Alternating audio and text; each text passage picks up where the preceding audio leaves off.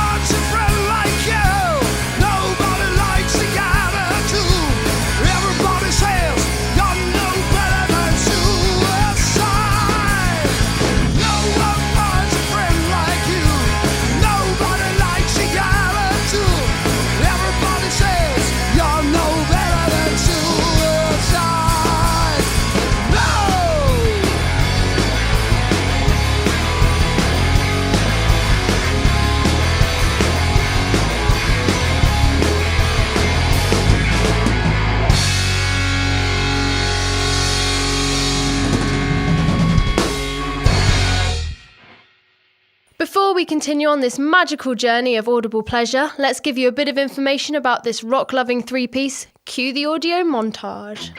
Citing Muse, Linkin Park, Chickenfoot and Velvet Revolver as major influences on their work, 100 Days' 2011 album Mission Exodus opens a new chapter in the band's career. The album showcases the best of their work and follows on from their first studio album, How a War Is Won, and EP Rise, with more of their very own brand of hard rock.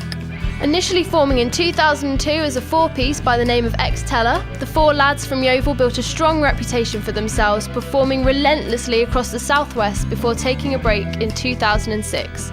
A year later, four became three and 100 Days was born, bringing what they describe as a new, heavier edge to their music. The band consists of Stuart Curtin on guitar and vocals, Simon Evans on bass, and Ryan Lees on drums. Mission Exodus provides more evidence of the band's outstanding talent, whose material was positively reviewed by BBC Six Music. They stated, "You can't beat good songwriting, and this is good songwriting." You can judge that for yourselves. Here are 2 tracks from their new album, Psycho and Whatever Happened to You.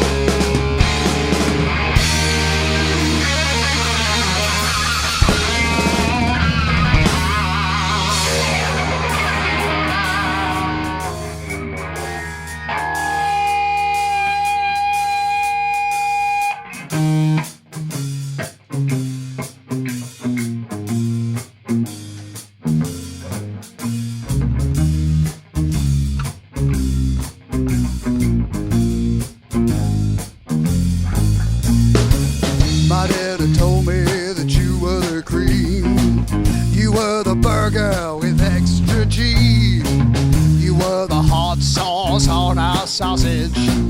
Now all you got is lumpy porridge. You aren't afraid to break the rules. You are the junk and you had the balls. You are the one we all wanted to be. Now your face is on a shitty Christmas CD. Whatever happened to you? When you were rocking, man, you were so cool. You really had it all. Whatever happened to you? Now you do explain someone else's tunes. You used to be the love of my soul. Now everybody knows you lost your rock and roll. Yes, you did.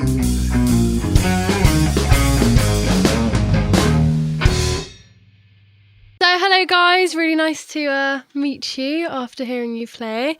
You've just released your second album, Mission Exodus. How was the whole recording experience for you? It was fun. I've been doing most of the recording for the album, engineering it. We've been best part of a year maybe doing all the tracks and tracking. It's good fun. Really enjoying it so far. Yeah, it's been some good studio time this time. I think probably more fun than any of the other albums actually. Yeah, probably, yeah. We started in London with a studio in London, did 3 tracks there, and then the rest of it we've done here at the Orchard Studio, which is a lot nicer for pressure-wise. You haven't got not every minute, every take you do wrong isn't more money down the drain. Fantastic. So it's much nicer. And what would you say were your favourite tracks that you've recorded so far on the album? Good I don't know, question. we Do you all have, got- do we you all got have a different favourite favourites. track? I know mine's probably What We Do. Yeah, that's what we want as well in a minute. Yeah. That's good fun. I quite like Mission Exodus, the title track Exodus, just because it's epic and big production ideas and stuff going to there. I'm enjoying mixing that one at the minute. So Brilliant. We mentioned earlier that one of your main influences is Linkin Park, and obviously as their albums have changed, so has their music have changed through every single album that they've done. Would you say that you're doing the same, or is that something that you're looking to achieve? The Mission Exodus, you get those big production sounds that you would get on that type of band.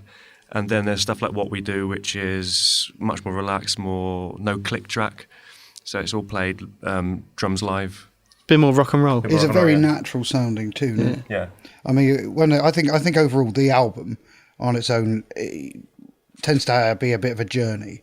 You know, you've got various themes, and then within one whole theme. And I think in terms of comparing it to our other stuff, yeah, it's come a long way and changed and developed. So which is your favourite album so far? This one, This one? definitely. Yeah, this one, yeah. 'Cause Cool. I think the first 2 is hard to decide. One's more natural, one's better. So it's a nicer feel. The other one's better sound. So we're trying to get the best of both on this one. So from what you said, this is going to be a really difficult question to answer. Really difficult, but here we go. Anyway, if you had to choose one song to represent your band from any of your albums, past and present, what would it be? We're going to have an argument now, aren't we? I'd say Taste of Convenience on the new album. Taste Convenience. Yeah. Well, yeah, I suppose Taste of Convenience has got all the heavy rock element. It's got the classic rock element. You can see where we're coming from with that. You know, as an overall thing, yeah, I'd agree with that actually. Okay, so we're going to go into a song now. What are you going to play for us? Right, first track's going to be What We Do, which is a song that kind of sticks a finger up at the music industry in a way, I suppose. It's just about rock and roll, having fun, and something of an encouragement to bands that just want to get out there and make some rock.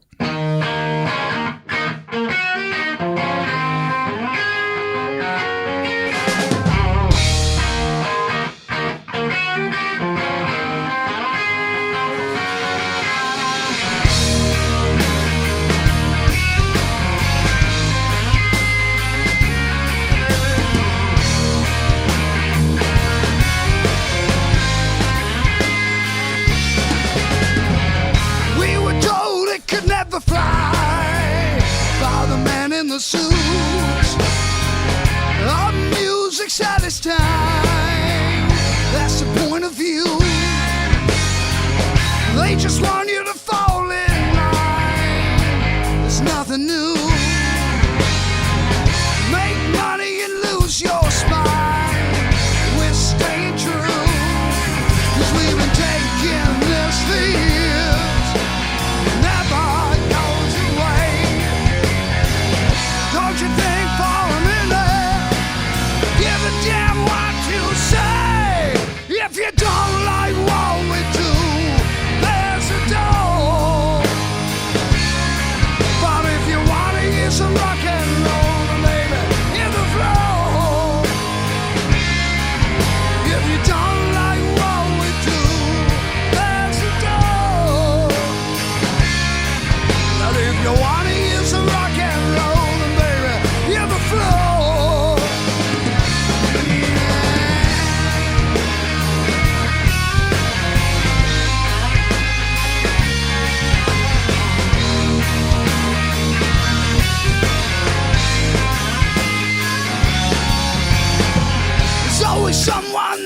you down, bitter words. Say your heroes are dead and gone, 6 feet in the dirt. We will always be taking ground that you can trust. Here's a message to the man in the suit. Rock and roll will survive it us. We've been taking this for years. Never goes away. Don't you think for a minute? Give it down what you say. If you don't like what we do, there's a door. But if you want to hear some rock and roll, then baby, hit the floor. If you don't like what we do, there's a door. But if you want to hear some rock and roll, then baby, hit the floor. If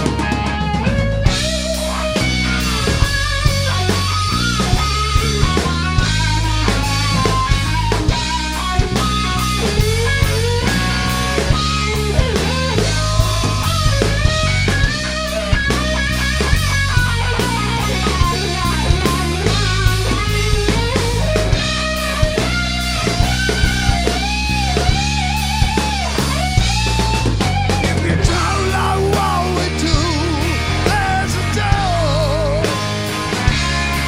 But if you want to hear some rock and roll, then baby, hit the floor. If you don't like what we do, there's a door. But if you want to hear some rock and roll, then baby, hit the floor.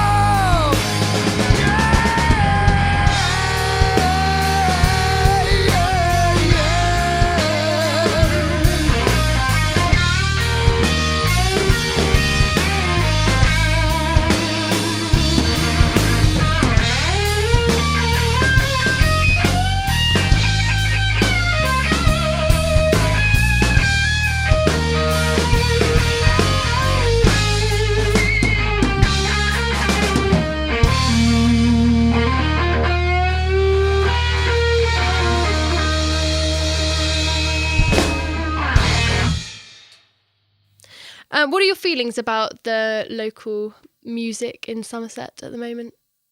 Definitely lots of talent out there.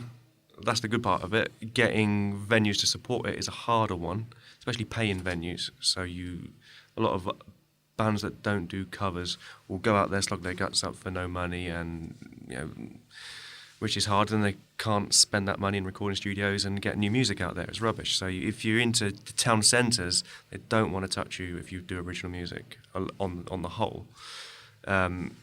So we have to put covers in to pay for studio time, basically. So, but it gets us there. Really what it comes down to is having a diverse enough crowd, having diverse enough people in an area so that you'll get people to come out and want to see original music. It is harder than it used to be, a lot harder. I mean, in our previous band, I remember it being quite a bit easier to get people into a venue, but I suppose no one's got any money anymore either, so that makes it harder. But I suppose in a roundabout way, it's even more important now to try and push your music and get your music out there. It's a bigger challenge, but it doesn't mean people shouldn't do it.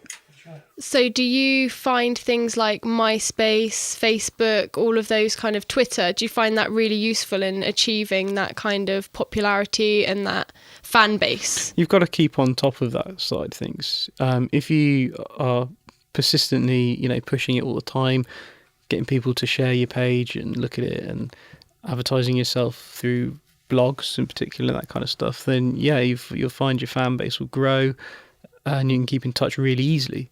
But until you get a PR company behind you, you really have got to keep on top of it yourself, and that is a lot of work.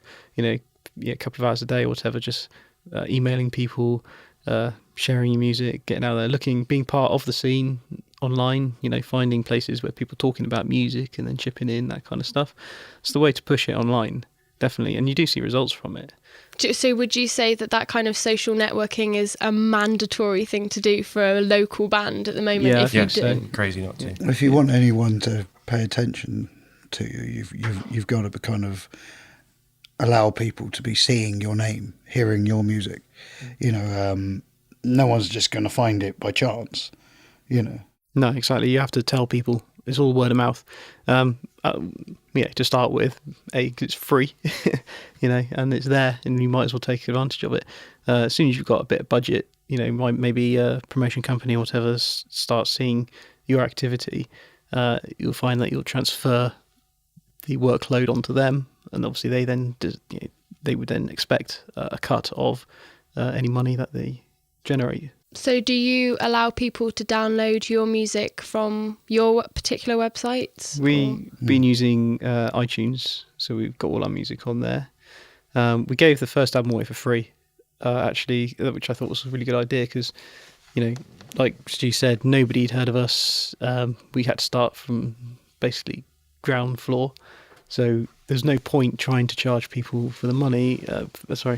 Trying to charge people money for the music, because they'd say, well, I've never heard it, I know what it's going to be like, why should I pay for it? That's really interesting because I think a lot of bands at the moment, there's this whole thing about downloading music illegally or downloading free music. What are your views on that kind of side of it? It's hard, isn't it, at the minute? Because it's the balance, isn't it? It's also the obviously the big bands, the big signed bands, they're losing a lot of money because of the downloads, but they're making money because they're filling stadiums and arenas and stuff. Yeah. So other way around in the local scene, I mean, if you got some braver landlords that would take original music in, people would give their music away more. They don't rely on sales to fund everything, because at the minute, go to your local pub and demand the landlord, we want some original music. Otherwise, in 20 years' time, there'll be nothing for the cover bands to cover because no one's writing songs anymore. True. Well, talking about local kind of gigs, have you played with anyone recently that you would say possibly one of your favourite local bands, or have you got some local bands at the moment that you really enjoy listening to? We used to go around with Edge of Reason quite a lot, but they're local and they record here as well. But again, they've scaled down their original music right down and are pushing it up with covers. Just to get out there. Imagine, yeah. They felt that they had to as well, didn't they? I mean, it's a very hard slog trying to do original music these days, especially on this part of the world. Do we introduce our cover now? Yeah. Speaking of covers, well, we do like to chuck in a couple of covers, but they're not there because we need to bolster our set and to make money out on the scene. It's it's fun to do it. It's fun to see as well. Yeah, we enjoy playing these ones. They mean something to us, and they're a bit of fun, and everyone then sort of gets in on it and stuff. One of them we do, which is the next track you'll hear. We started doing this one ages ago, didn't we? It's just we were thinking, right, we needed to play an hour and a half set. We had, about 45, 50 minutes of our own. We needed some covers. We thought, well, let's do that one because it's fun. It's great. And it's ended up just sitting in our set virtually every show now. I don't think it's ever going to go. No, it's because we've kind of made it, doing it in our own way, make it a bit fun, and the audience love it. Every time we play it, everyone really no one else plays it really, does it? So nobody else plays it. Has been quite good for it. Except Guns N' Roses. Wow. And also, it's because when we recorded the first two albums, we did most of it at home, and we lived spent a lot of time together, and we used to record most of it at home. So we would do that, and then we'd all go and watch a Bond film and get drunk. So we had to do a Bond theme. Well, yes. That leads us nicely on to your cover track of the day, Live and Let Die.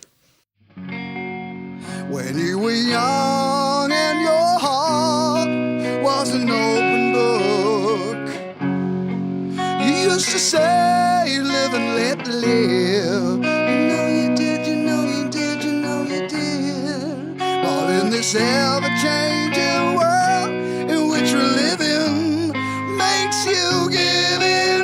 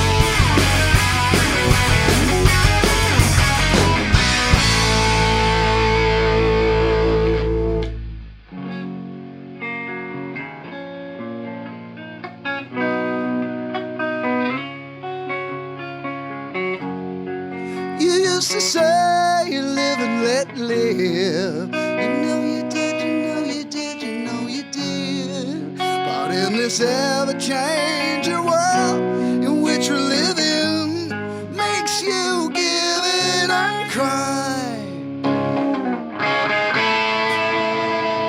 Say live and let die.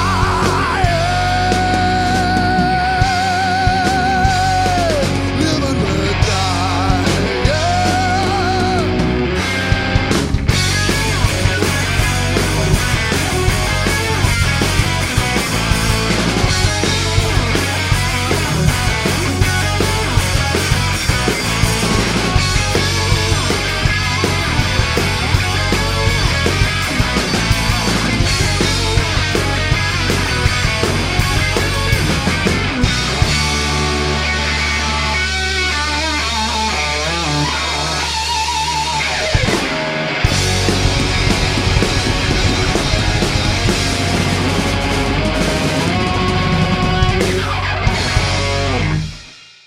Right, guys, so we've talked about kind of like the harder side of the music industry at the moment, so we thought we'd lighten the mood with a few fun questions. So obviously, you've been together a long time, you've done a ridiculous amount of things together. What would you say were the highlights of your career? I think the best gig we've done, or the nicest, you like those little intimate gigs, but the crowd's really good and busy. But I think memory-wise is we did one in Paynton, we did a biker fest there, and that was absolutely packed. There was a few thousand people in there. Seemed like a tailor-made crowd, that gig, didn't it? Yeah, it was great. The stage was nice and big. You could hear everything. They knew how to give you a decent monitor mix. And the audience loved it. It was really, really good. It's just when you see lots of people, it's really nice. Yeah. Really, And obviously really you good fun. loved the experience today as well. Well, absolutely, yeah. Live at Orchard, that's got to be up there somewhere, right? Yep. I always love doing things like this. You know, being in a recording studio doing stuff, and you know, it's loads of fun. It's always about creating, isn't it?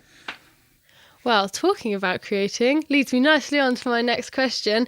If you had to choose one band to cover any of your songs, who would it be and why? Famous band. Famous band, yes. The more famous, the better. Famous scales. Who'd cover our music?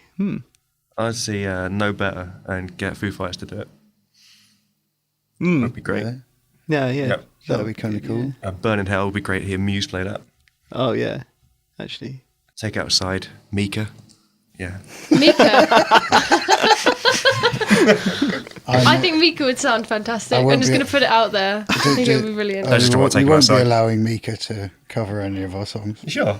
Yeah, I'm quite sure. All right. Oh, I thought that'd be a dead set. No. Oh, okay. It seems like a good idea at first, but then you think about it and it's just terrible. I'll cancel then. I'll phone his agent. Yeah, I think maybe you should. Would you ever cover a Mika song? Cover it more. Cover it in paraffin. Okay, but if you had to go on to, like, say, X Factor, an audition in front of, it's not Simon Cowell anymore, it's Gary Barlow, isn't it? Gary Barlow. Gary Barlow and the rest of the crew. What pop song would you choose to cover? I think I'd choose anything that he'd written, and then I'd replace all the words with something with swearing and offensive themes. Just to annoy him a tad, yes. A bit of a random question now. I actually got asked this in an interview not long ago, and it was quite good, so I'm going to see how you guys respond. Now, there's a bit of it's a bit controversial, I have to warn you. Spaghetti, right? How do you eat your spaghetti? Do you cut it, do you twist it, or do you suck it? Twist and suck. So I don't get people As messy as possible. I don't think there's any meal you should have, apart from soup, a main meal you should use a spoon for. I don't think that's right. Are you joking? I don't think that's etiquette. I don't. You see, I was just brought up properly. I don't think you should. People that spin it on a spoon. that's the proper way That to do gets it. on my nerves. No, but it that's isn't, though, is it? No, it Did you is. have some Is it serious because you're gonna anxiety end up with it issues all as a over your child? shirt? No, some of my family is Italian, and that's how they eat it. Yeah, they're all Italian. He keeps going on about this. He's like a 1/1000th Italian or something. I'm not. But I'm not that. he wants At us least all a to quarter. believe that he's Italian. What's your surname? Evans. I don't Evans, believe you. From his Welsh father. From my father was from Yorkshire, actually. Why is he always support Wales in the rugby? Because Evans, I don't know. Ah, there we go. But my There's some insight for my you, mother's listeners. side's the Italian side, and my grandfather was in the war. What? On There the you other, go. you mean on the other On side? the Italian side. Yeah. Okay, on that note, we'll leave you to introduce your final song, which is... It's called Started to End, and it's about sort of space exploration and government spending. I'm not having a go at space shuttles or anything like that, but I remember I was listening to the news, and it was they sent a rocket up to measure something, and it blew up. It was unmanned, and it cost billions. And then they said, but it doesn't matter because the Russians are sending another one up to get the same data, so we'll just use their data. I thought, with all this postcode lottery and for cancer drugs and all that we can't afford, that's what I wrote it to have a go at, really. That cheered everyone up. Right. Thanks. It's about kittens and love And love, yeah. and hugs and cuddles and rainbows.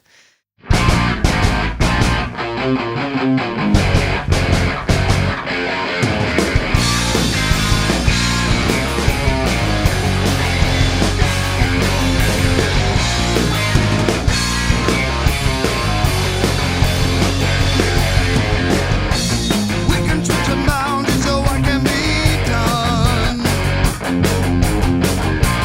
We can move faster than sound. Every real source at the palm of our hands. And the theory or everything found. Atoms at the speed of light. Sway light to bend. Every step forward that we take is how we start in our end. Yeah, yeah. You'd rather go to war than feed the hungry at your door. You'd rather go to space than cure the dying in this place. Yeah.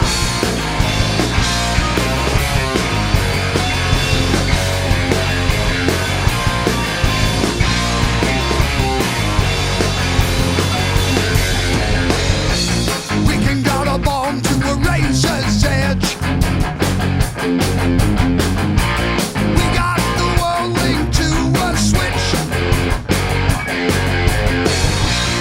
And the bastards that have the key, they can end it all with just one click. They'll never make the world their own, no matter how much they spend, and the harder that they try, they're just starting at red. Yeah, yeah, yeah, yeah. You'd rather go to war than beat the hungry at your door. You'd rather go to space than kill the dying in this place. Whoa, whoa, yeah. Whoa, whoa, whoa.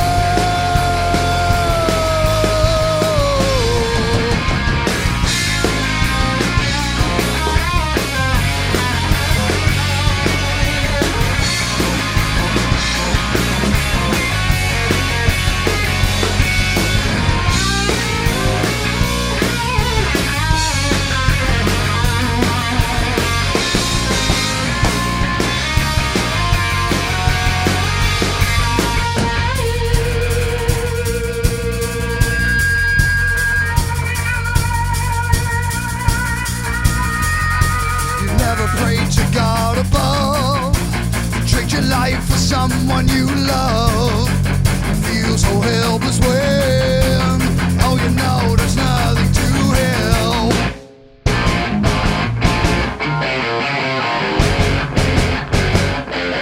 You'd rather go to war than feed the hungry at your door. You'd rather go to space than kill the dying in